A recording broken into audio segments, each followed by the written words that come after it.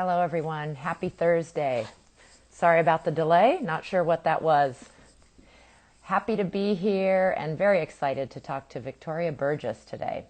I'm Kristin Thomas. This is Supconnect Live. Every Thursday, we interview interesting people in the world of stand-up paddling. We have a little Facebook site group that we would love you to join, Supconnect Live and KT Outside Discussions, where we will be listing who's coming up next, but also it's where we put pictures and links about what we discuss. So really excited to get going. And since we're a little late, I'm going to try to find Victoria right away. And there she is. Thank you. Sorry about the delay, but thanks for hanging in there. It looks like we have lots of people with us today. And any moment, we are going to have Victoria. Hello. Hi, can you hear me? Hello. I can. Sorry Okay, about that good. delay. Not sure what No that problem. was about. So Not a problem. Super short introduction. This is Victoria, Dr. Victoria Burgess from Florida. I actually don't know where you are from originally, maybe your whole life in Florida, but so many things that you're involved with.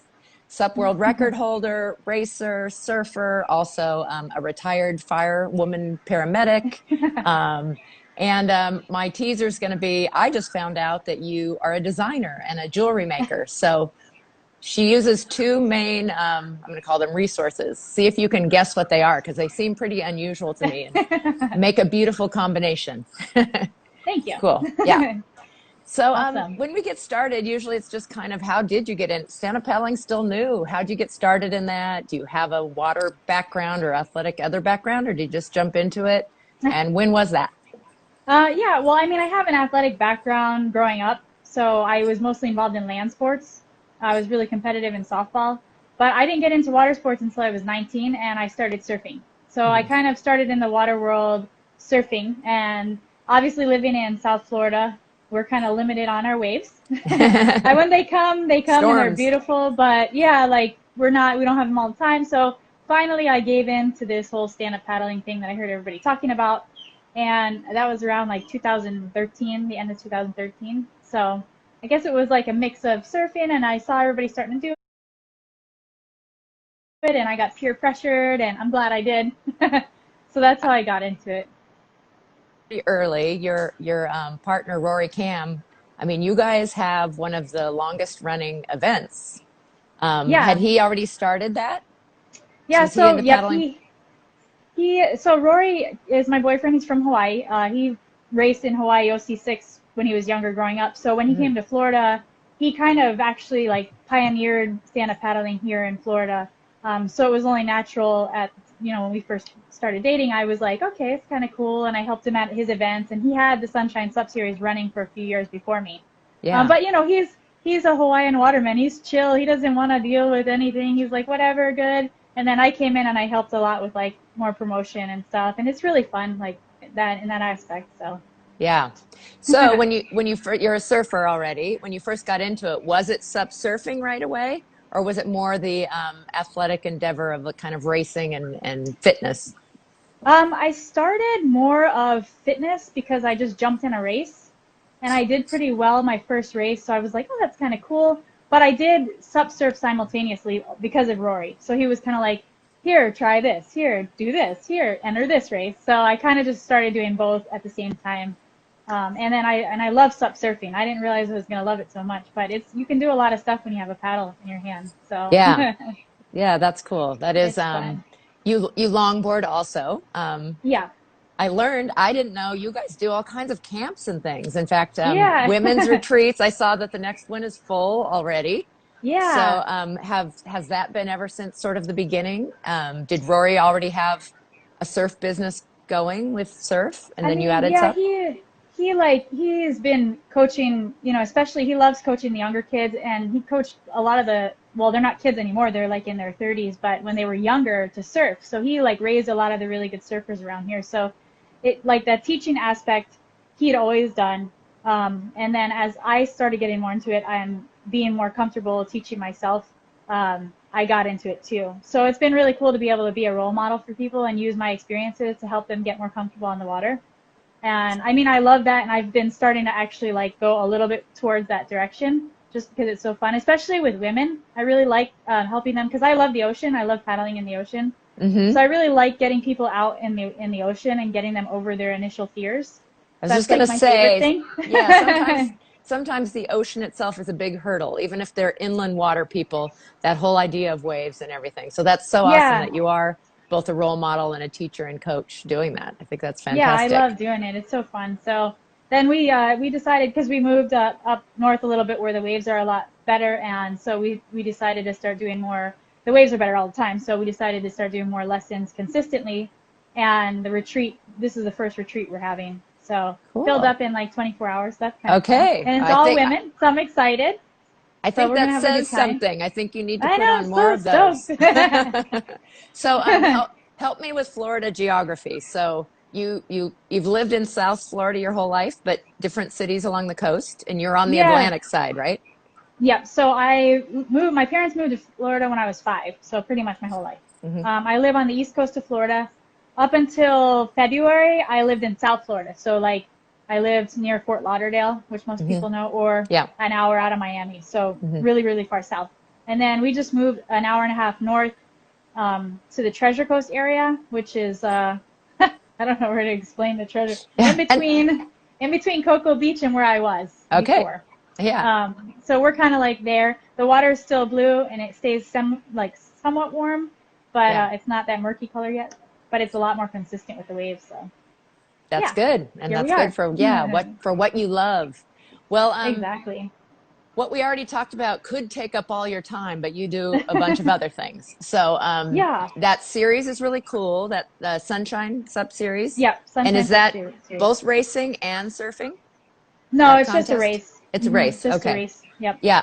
But through the waves or in and out of, it's an ocean Yeah, race. Yeah. so the Sunshine Sup Series, we actually keep it the old school style, like the old BOP, and we Hmm. have a run chicane, and we've kept it that way. He's had it that way since the BOP was around.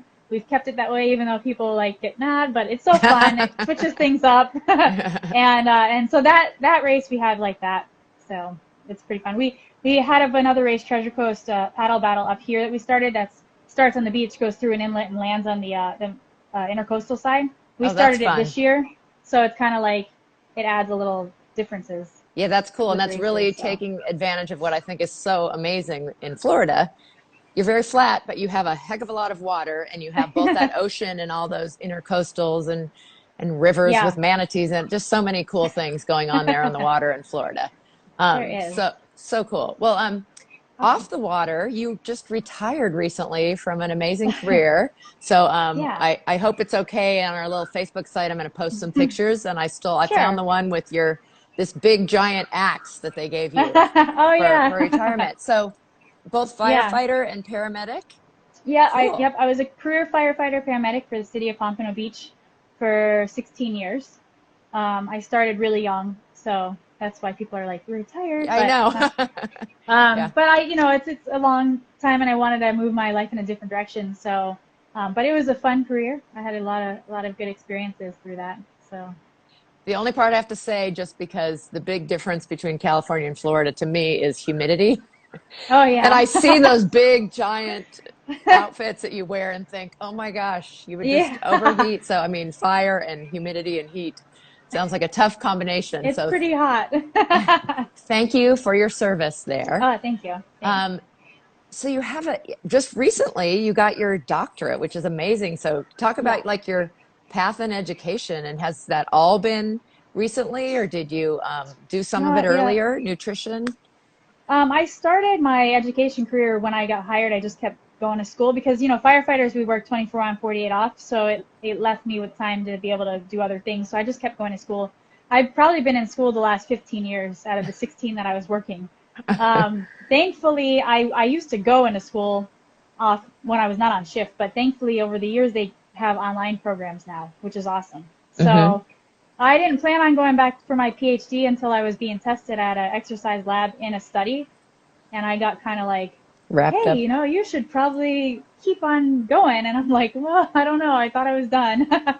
But I did, and I teamed up with a local university to do my lab work. And then the rest, the writing part was online. But yeah, so I got my PhD in health and human performance. I do a lot of research with the International Society of Sports Nutrition.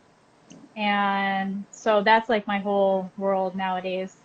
So it's a fun switch. Very, very That's, cool. yeah. So you're tacticalathletenutrition.com. That's Yeah, your work that's site my new, for as a nutritionist. Or as a nutrition I'm coach. Yeah. nutrition coach. I'm using the wrong Yeah. terminology. Yeah. Well, And it's a mhm, certified sports nutritionist. So, certified sports but nutritionist. Yeah. All these you don't names. have, yeah, it's good. Yeah. In fact, I saw CISSN, Yeah, certified. that's like the abbreviation for it. Okay. There's so many of those acronyms in Yeah, every world, whatever I it is know. that you get into. Hard to keep up with all of them. Well, that is It just is. so cool. So Yeah. was the interest in human performance really early on? Because you started this before stand-up paddling, kind of Yeah. going that direction? Yeah, I started going that direction early on. I've always kind of been interested in it since the beginning. But the funny thing was when I started paramedic, it was kind of like because I didn't want to keep going to school, I thought it would be faster to get into like the more medical field. And then I go and wind up going to school for like 15 years after that. So I don't know what I was thinking. But yeah, it was just being involved in sports my whole life. It was just always something I was interested in. And then the nutrition, the human performance aspect, but the nutrition part was a fairly new aspect that I got interested in when I started getting involved and seeing which way the route was going to take me. And it's been awesome. I'm learning from one of the best, Dr. Jose Antonio. He's kind of like taking me under his wing. And I've gotten to work with a lot of great athletes, and we're finding out awesome stuff. And it's been really cool to be able to help other paddlers. And you would be surprised, even like NFL players or like the top Olympians. Sports nutrition is very underplayed, and most people don't know a lot about it. And it's different than just regular nutrition. So being able to teach people how to fuel their body properly and like see results from it, which is kind of cool. And Yeah. I've tested myself on it too with all the stuff I've done. I've been my own little guinea pig. But yeah, it's been really cool. And working with Paddle Monster and being able to bring that aspect into the paddling world has been really fun. So Yeah. So besides your own practice, you work hmm with Paddle Monster. You are their yeah, nutrition coach, so to yeah, speak. So that is one direction to go for those of you out there who are interested in working with Victoria is through Paddle Monster or hmm contact her through her website. But yeah, I think that's so true. I mean, I'm like your mother's age, but or older, who knows? But we oh, all have so much to learn, and so much has changed. I mean, so hmm much about nutrition in general. Therefore, and then the sports nutrition, I think we know even less yeah, individuals, and I think have so much to learn. So I just think that's so cool. And I love, I've gotten to catch a couple of little things. One thing I think Paddle Monster at the beginning of this COVID thing was doing a great job of putting out a bunch of content and had all of you yeah, different coaches like doing hmm little workshops and things. And I just think that's so valuable, and it's very generous of you guys to do. So appreciate that. But it does get people yeah, no hooked. worries. And I mean, hopefully, I mean, we all need to have businesses and all that leads to having clients and such along the way. Yeah, So it was fun. the world record, I mean, Oh it's yeah. so amazing, stand-up paddling. I mean, to have that. And I used to, like, I remember as a kid, the Guinness Book of World Records, we used to actually have the book. Oh, do we get to meet your Sorry, doggie? my No, that's dog, okay. she's barking. She should come, put her on Miley, screen. Say hi. Miley, What come kind here. of, No, she doesn't. She's barking at the she's neighbor. not Oh, jumping I up. might have to go. I might have to take it inside. That's okay. We don't mind dog barking. But tell us. I didn't give away exactly what the world record is, and then the whole process of getting, I hear, is really complicated to officially get a world record. Yeah, But yeah. first, I mean, your accomplishment is major. So talk about what Thank you you. actually did. So in 2018, I paddled from Cuba to Key West. It was 115 miles. It took me 27 hours and 48 minutes nonstop. That's what I did. The world Woo! record part, yay! It was a very interesting experience. I had a great time, but the world record part, I actually didn't even know about the world record until I was looking for if anybody had done it before. And then I saw that there was a world record spot for something like this. So I'm glad I did, because if I didn't look into it, I wouldn't have known, and then then I would have Yeah. had to try to do it again. So So you have to like contact them ahead of time, right? Before you do something or not? yeah, Can be after yeah. the fact. Yeah. So yeah, because there's I don't know, you might be able to do it after, but there's a whole list of stuff that you have to do. you have to keep video every hour, and you have to do all this logging and everything. So, because they don't actually come with you on these long things. We had a 10-day time frame that we could leave. So they don't come if they're going to have to be stuck there for maybe 10 days. Yeah.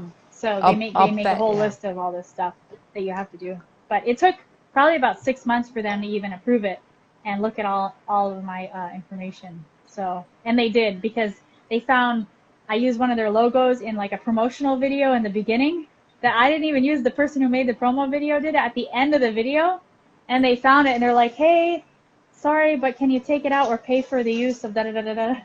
So I was like, whoa, man, Rules, I forgot about that video. So lots of rules around those kinds of things. Yeah. Which, well, I'm glad you did it too. I think it all is great for bringing kind of recognition to stand-up paddling, and then of course for you, for the amazing accomplishment that you had. I didn't realize they had categories sort of preset on things. Yeah, so they do. That's very interesting. I didn't know that either. And how it all works. Well, even without that, which was a lot of work, you talked about like the window, and then I'm sure you have the boat and the logistics and the weather, and I mean, I assume the planning took a while in figuring this out. I know some people have like prone paddled it and stuff. Did you find other people who'd kind of done it on different crafts? Yeah, I found the guy who did. There's a guy who did it on a stand-up, Ben Freeberg. Oh yeah. And he got me in contact with I think he used the same captain, or maybe he didn't. I don't remember. Somebody got me in contact with the boat captain that I hired. And then I talked to one of the prone girls from Miami who did it.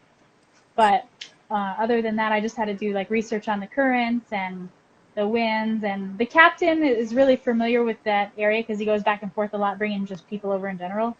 So he had a lot of knowledge on the time we should go and different, like the wind, what do you call it? Directions, like and like always kind of like similar every year in a way, kind of, but maybe, maybe not. Maybe. So he kind of knew that stuff. So yeah, we just picked a 10-day time frame that the winds looked like it was going to be good, and we went over, and I actually had to leave the next day that I got there because the wind was going to be so bad the next few days we wouldn't have been able to leave. Oh, so we had to kind of ask for permission, like, hey, I know we just got here, but can we leave? Yeah. So we got there in the morning, and then the next morning I left. I started paddling back. Was Cuba a challenge at all? I mean, our relationships with Cuba and rules for Americans going over there is always changing. Right. No, they weren't there. Like I said, the captain of the boat was very familiar and friendly with the Commodore of the marina. So he was really welcoming. The people there were great.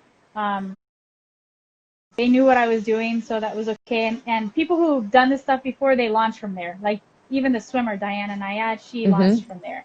So they always launch from Marina Hemingway.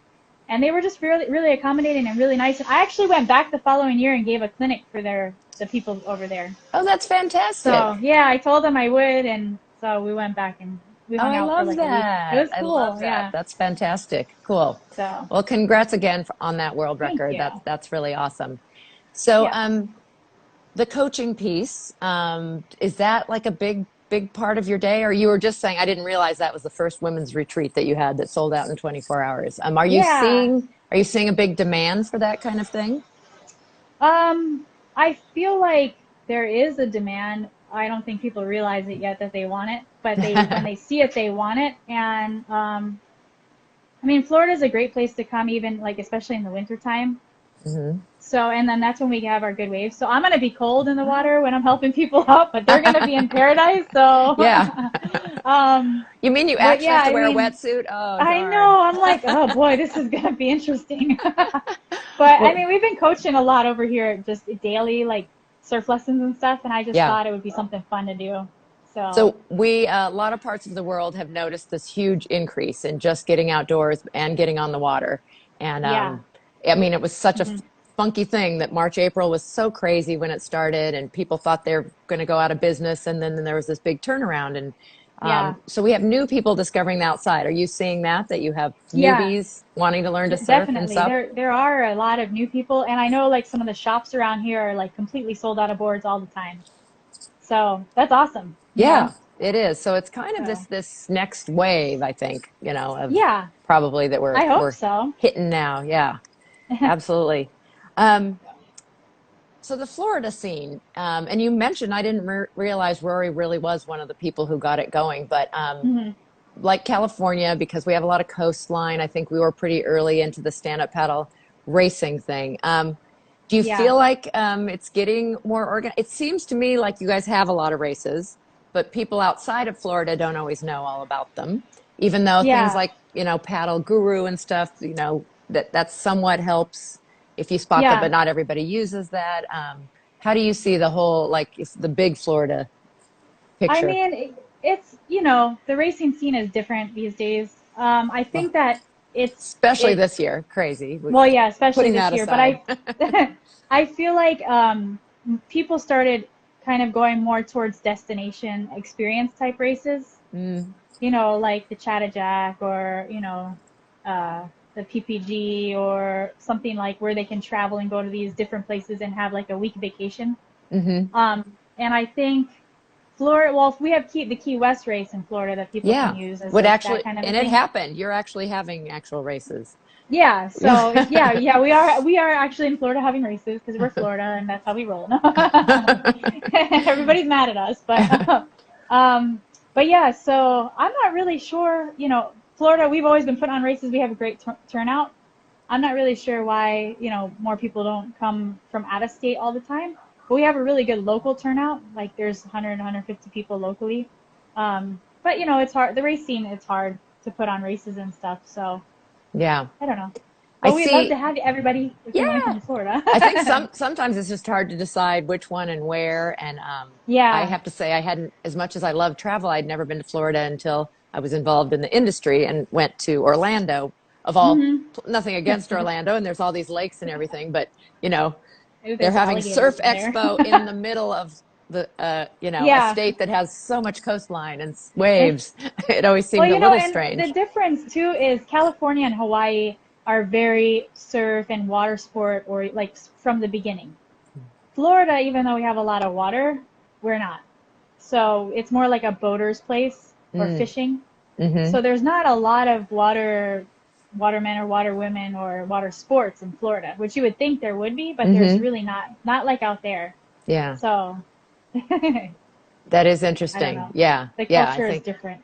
different vibe. Yeah. That's kind of a neat part about stand-up paddleboarding because even though it's not, boat with a motor, although they're putting motors on fins and stuff, but like the fishing overlap and everything, I think it's kind of, Oh yeah. um, because we're board and boat and kind of seen as this hybrid, watercraft that's used in a Hmm. lot of different ways. So I wonder how much of a pull that brings people in Florida just who come from, like you said, the fishing Fishing. side, Yeah. maybe. Yeah.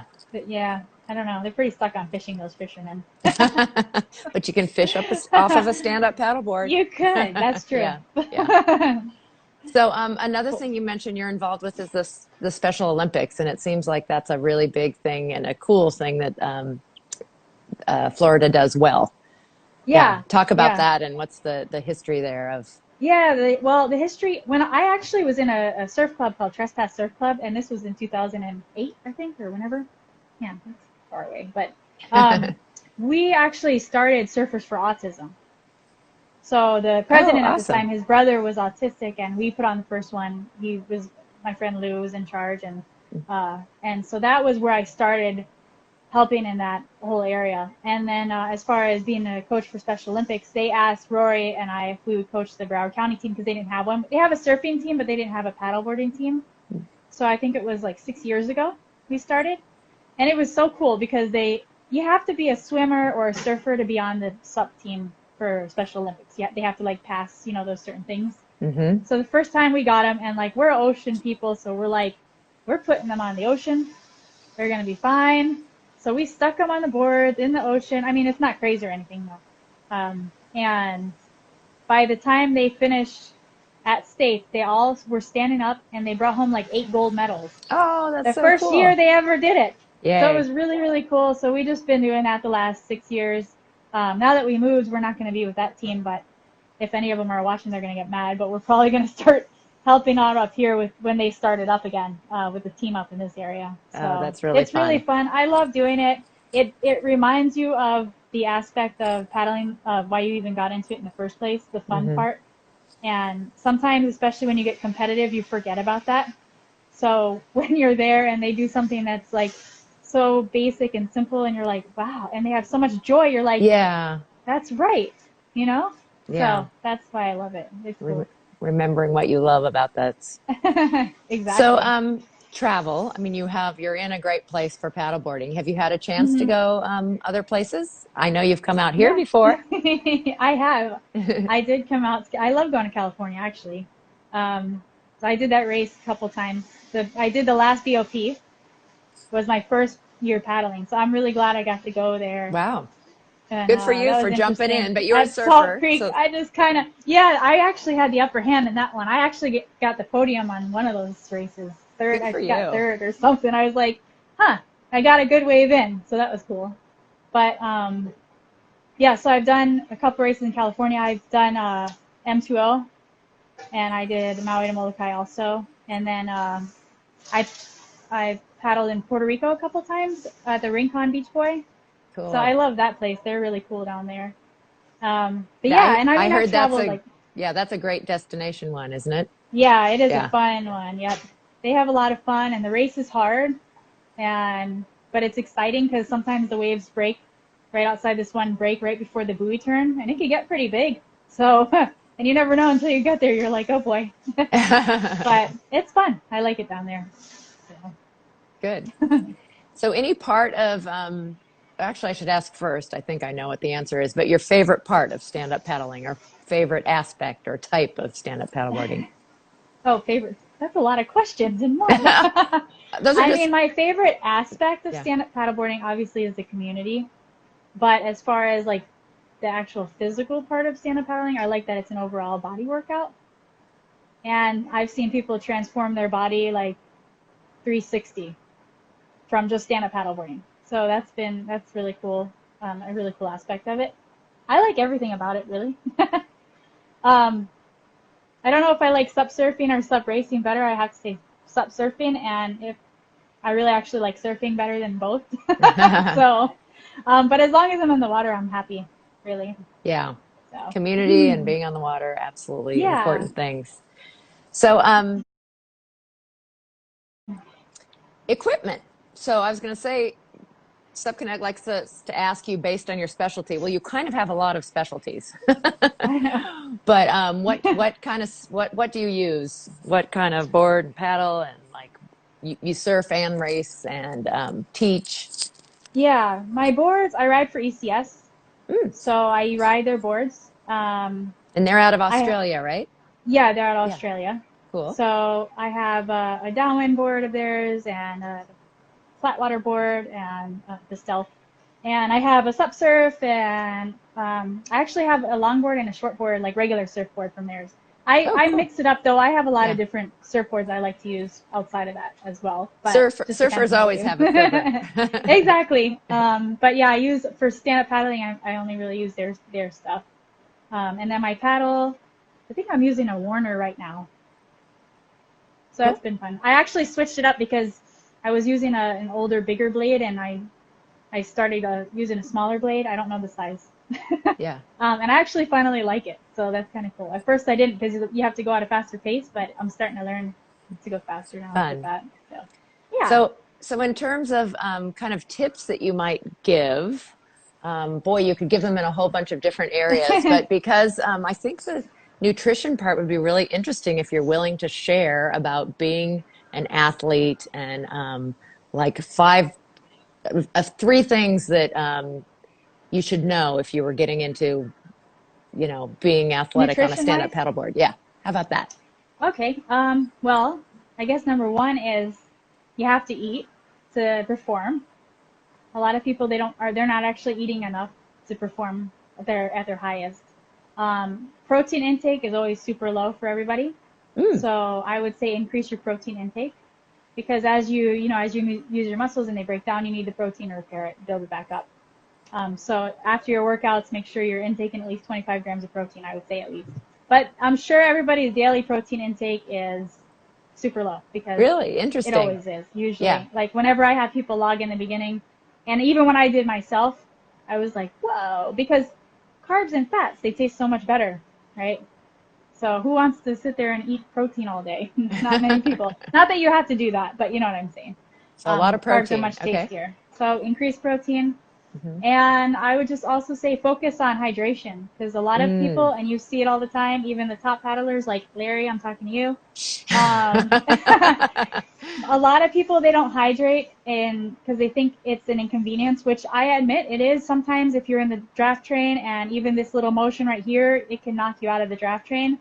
But the difference is if you have a good supplement in your pack and it's a longer race, like anything over 30 minutes, but at least 6 miles or so, I would say a lot of people, they don't have anything.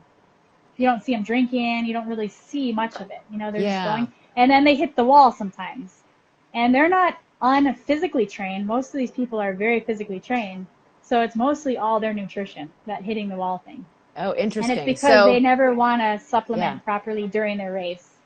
I know I've gone to shorter and shorter races wearing a water pack. I used to think, I don't need it. It's only an hour race, you know, and then it's down to, or is it 5 or is it 45 minutes? But now I pretty much always, if it's a race, you know, unless it's a really quickie, you know, technical thing, I've got that.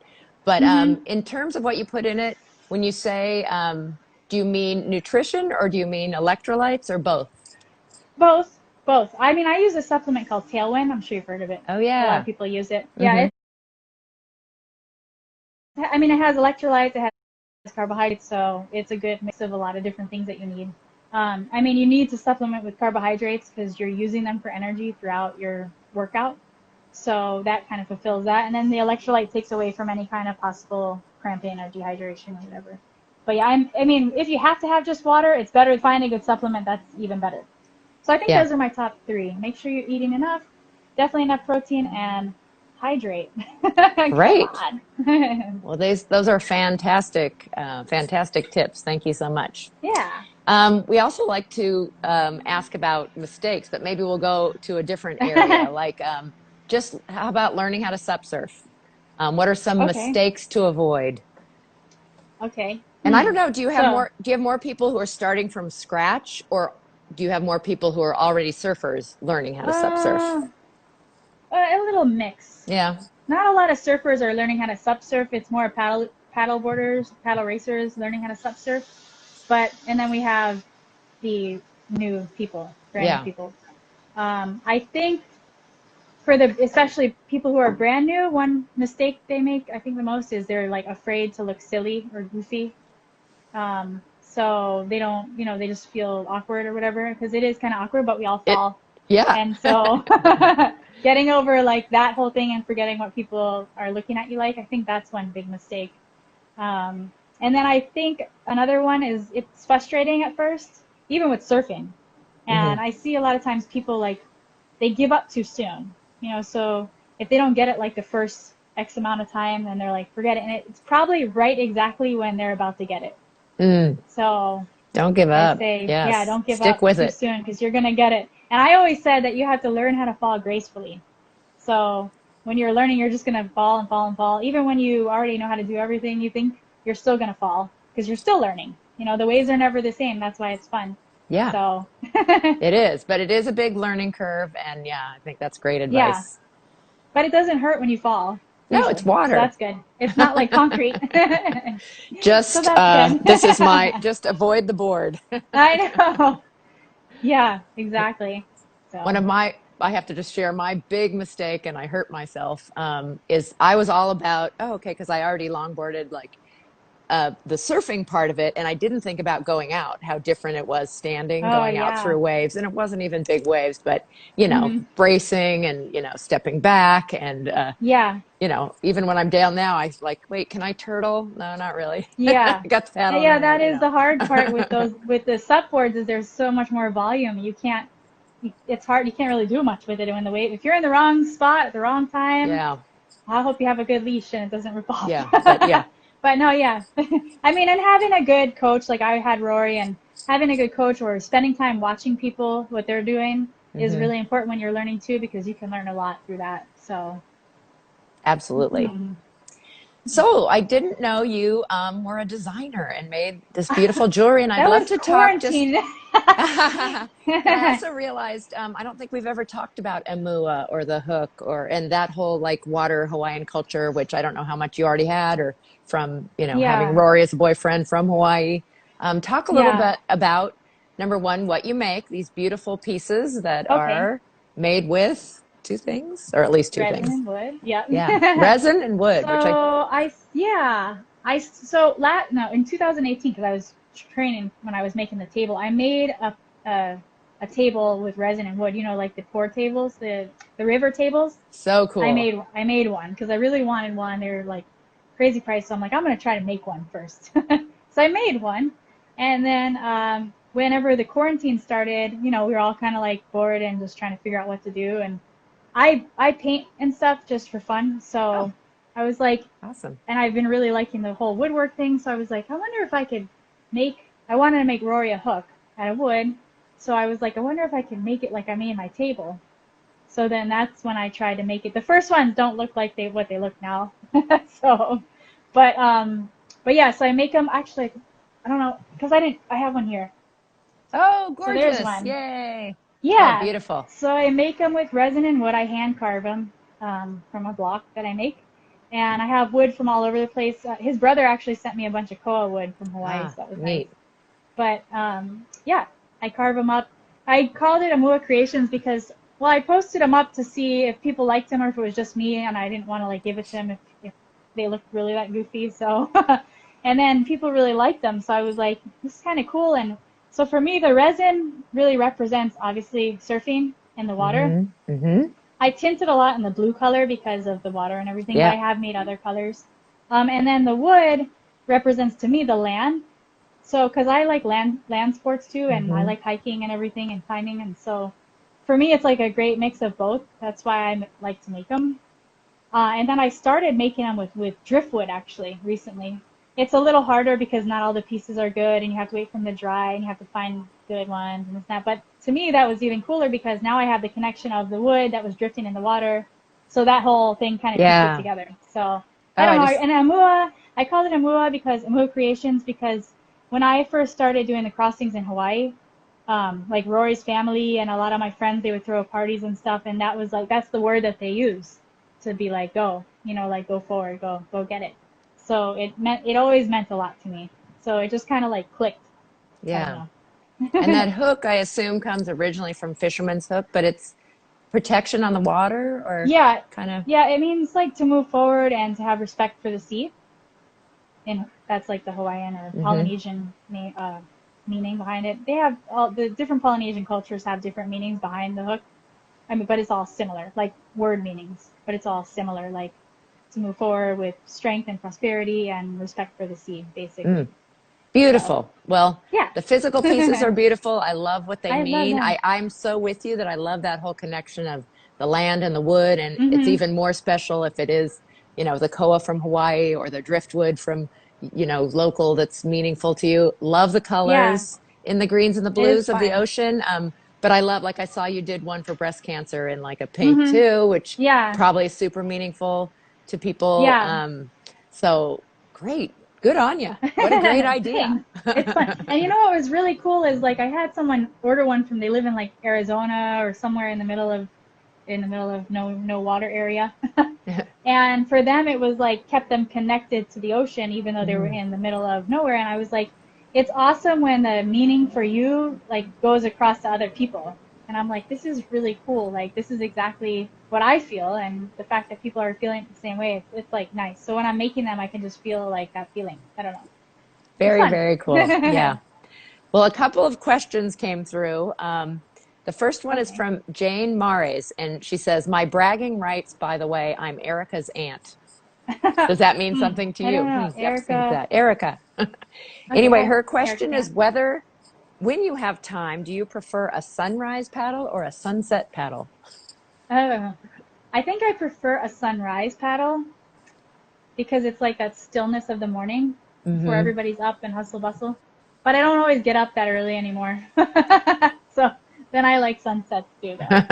Especially, I like sunset paddles, especially in the winter here because we have nice sunsets in the Yeah. winter. Yeah. So, And it is but yeah, I guess interesting sunrise. being on the opposite coasts that you see it over water in the morning and we see it over water in the Yeah. evening, which both are beautiful. I mean, we still have both have sunrises and sunsets. And then this one I think is really is a tough question, but really kind of appropriate for our times. It's from Nick Robinson, who I just interviewed Okay. recently. I don't know if you know him, Sup FM. He lives in Portugal, but I don't know if he thought maybe you were your doctor meant you were a psychologist or psychiatrist, but anyway, we can still talk about this. During tough times, mental health issues have increased a lot. What are the best practical ways to use the promise of better mental health to grow participation in stand-up paddle? It's quite a question, The huh? best practices to help grow participation? In stand-up Well, paddling, but kind of I think, mental health. yeah. Well, I think stand-up paddling and surfing and just being active in general is good for your mental health. So getting everybody out there being active is really important. How to increase the growth? I Yeah. think really like I guess I would say just being out there and doing it yourself and being consistent with it will have people come. So if you're out there working out on the beach, and because I want to start doing this eventually up where I'm at, because a lot of people don't paddleboard up here yet when the time gets back to normal.